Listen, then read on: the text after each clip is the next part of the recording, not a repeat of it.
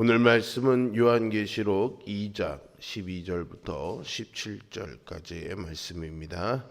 요한계시록 2장 12절부터 17절입니다.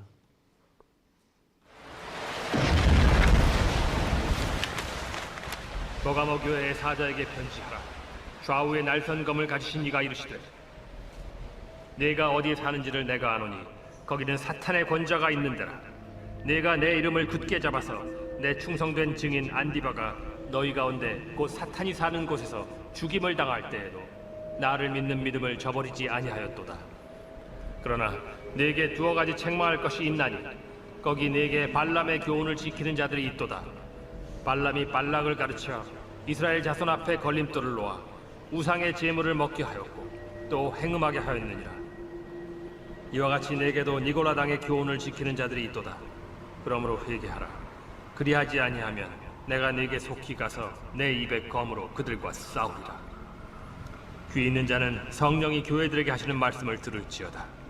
이기는 그에게는 내가 감추었던 만나를 주고 또 흰 돌을 줄 터인데 그 돌 위에 새 이름을 기록한 것이 있나니 받는 자밖에는 그 이름을 알 사람이 없느니라. 아멘. 일곱 교회의 모습은요, 당시 교회의 모습과 함께 오늘날 교회의 현실을 반영하고 있습니다. 교회는 알곡과 가라지가 함께 자라는 곳입니다. 사탄은 교회 안에 가라지를 심어서 성도를 미혹하려고 하지요. 이에 성도는요, 가라지와 같은 자들을 분별하고 멀리해야 합니다. 그들이 공동체를 방임과 방종으로 인도하기 때문이죠.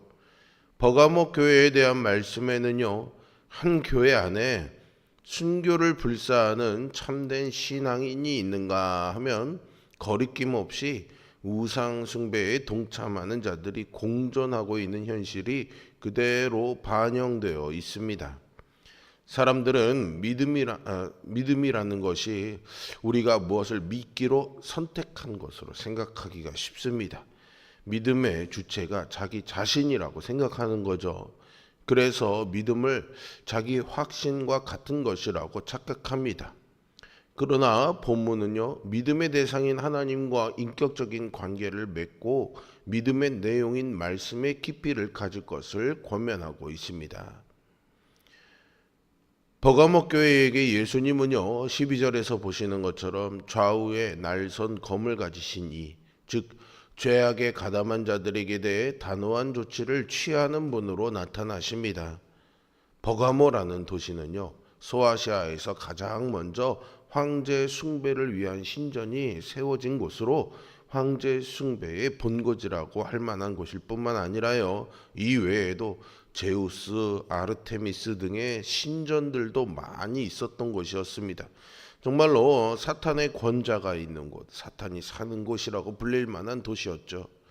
그런데 이 버가모 교회의 충성된 증인 안디바는요, 이러한 우상 숭배에 굴복하지 않고 끝내는 순교에 이르고 말았습니다. 예수님은 그의 이름을 잊지 않고 기억하시면서 너희 중 한 사람이라고 부르는 것이 아니라 내 충성된 증인 안디바라고 부르십니다.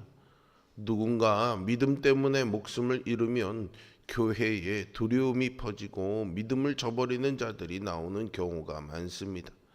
그러나 버가모 교회는요, 오히려 믿음을 계속 지키고 결속했다는 점에서 칭찬받을 만한 교회였습니다. 그러나 버가모 교회에는요, 거리낌 없이 우상 숭배하는 자들도 있었습니다. 예수님은 그들을 발람의 교훈을 지키는 자들이라 부르시면서 과거 신명기에서 이스라엘이 발람의 교훈을 따라 우상 숭배를 하고 이방 여인들과 음행을 하다가 2만 4천 명이 죽임당했던 사건을 기억하게 하십니다. 니골라당은요, 발람의 교훈을 따르는 자들과 동일시되는 것으로 볼 때 아마도 우상 숭배를 하고 우상의 제물을 먹더라도 그 정신만 하나님을 믿고 있다면 아무런 상관없이 구원받는다 가르쳤던 영지주의 이단으로 짐작할 수 있습니다. 안디바와 같은 순교자가 있는가 하면 니골라당과 같은 이단들도 함께 있습니다. 이러한 상황에서 우리는요, 어느 쪽에 설지 분명히 결정해야 합니다. 진리를 따르지 않고 세속적인 유익이나 편리를 따르다 보면 우상 숭배의 자리에 설 수도 있다는 경각심을 가지고 참 신앙에 집중하는 우리 모두가 될 수 있기를 바랍니다.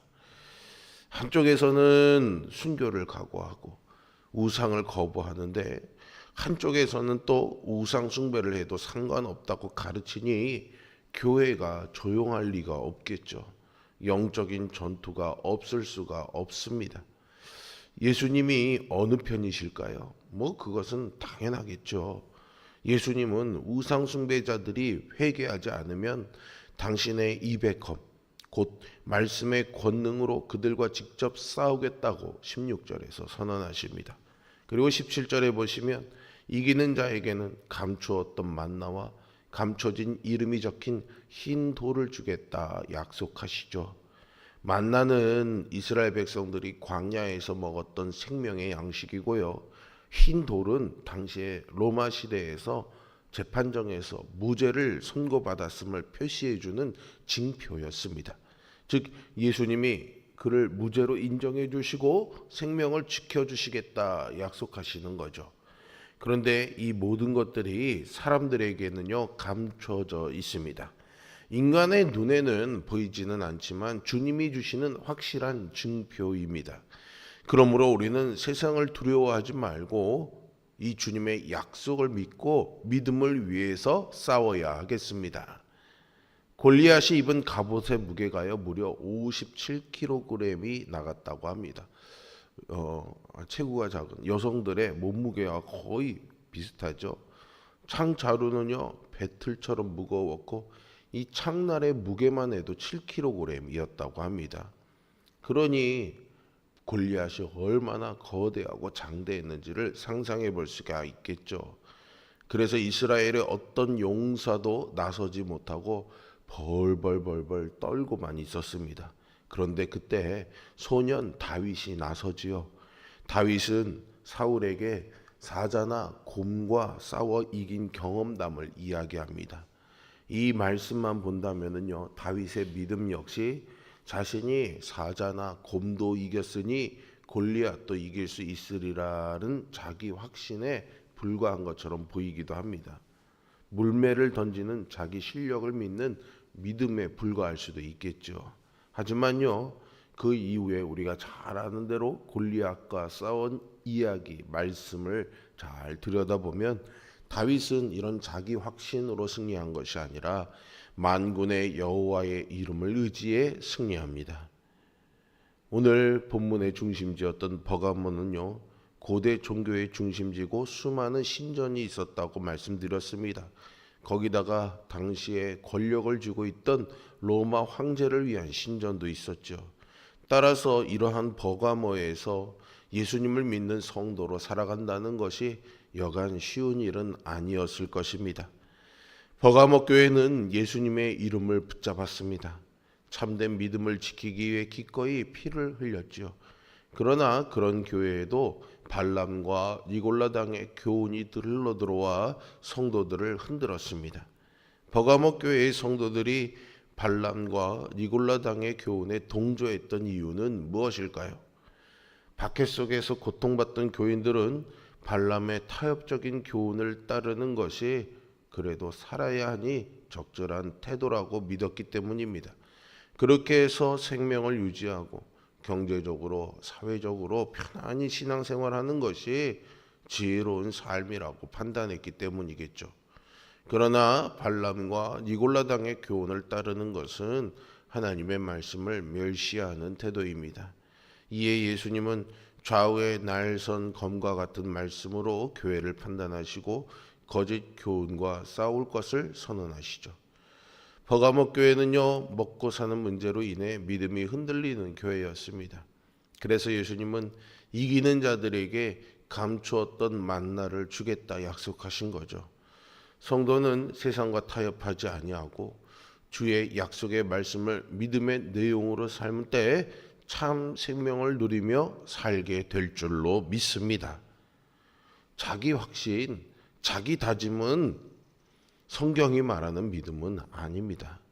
참된 믿음은 하나님을 믿음의 대상으로 삼습니다. 우리 안에는 여전히 의심도 일어나고 불안하기도 하고 염려가 되기도 하고 걱정도 되기도 하지만 신실하신 하나님을 신뢰하는 것이 참된 믿음인 것이죠. 믿음의 내용을요, 세상에서 계속 찾으면요, 그 결과는 공허만 있습니다. 참된 믿음은 주님의 말씀을 내용으로 삼아야 됩니다. 우리의 믿음이 더 성숙해지기 위해서 주님과 인격적인 관계 안으로, 말씀 안으로 들어가야 됨을 잊지 마시기 바랍니다. 구원은 믿음으로 받죠. 우리는 이것을 너무나 잘 알고 있습니다. 그런데 그 다음은 자꾸만 잊어버립니다. 믿음이 있으면요, 실천도 있게 마련입니다. 실천이 없다면 그 믿음은요, 의심해 봐야 하는 것이죠. 거리낌 없이 악행을 저지르면서도요, 나는 믿음이 있어 라고 말하는 것은 믿음이 아닙니다. 믿음은 주님이 인정하시는 삶으로 증명됩니다. 하나님을 인정하지 않는 이 세상에서 사랑하는 성도 여러분, 삶으로 믿음을 증명하는 이 영적 싸움을 용기 내어 참여하시고 승리하게 되시기를 주님의 이름으로 축복합니다. 기도하겠습니다. 거룩하시고 살아계신 아버지 하나님, 우리는 늘 믿음으로 살기를 소망하지만 세상에서 부딪히는 문제와 어려움으로 인해서 오늘 버가모 교인들처럼 흔들리기도 하고 타협하기도 하면서 그것을 또 정당화하려고 하며, 그래서 우리도 알게 모르게 발람과 니골라당의 교훈을 받아들이며 살고 있는 것은 아닌지 오늘 말씀을 통해 다시 한번 돌아보고 우리의 믿음을 다시 한번 정비하고 마음을 새롭게 다잡습니다. 그러나 우리의 마음 먹기보다 말씀을 통해 주시는 진리와 하나님의 은혜가 더 풍성하기를 소망합니다. 내 의지로 결심하기보다 하나님이 주시는 확신과 믿음의 은혜가 있어서 그것을 따라가는 소망으로 믿음 안에서 늘 흔들리지 않고 이 신앙의 삶을 잘 지켜나가는 우리 모두가 되게 하여 주시옵소서.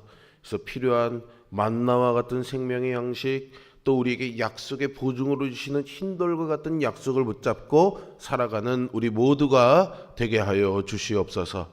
오늘 다니엘 기도의 마지막 날입니다. 하나님, 간증자들의 간증을 통해서 우리의 신앙도 다시 한번 하나님 앞에 세움받는 귀한 은혜가 있도록 함께하여 주시옵소서.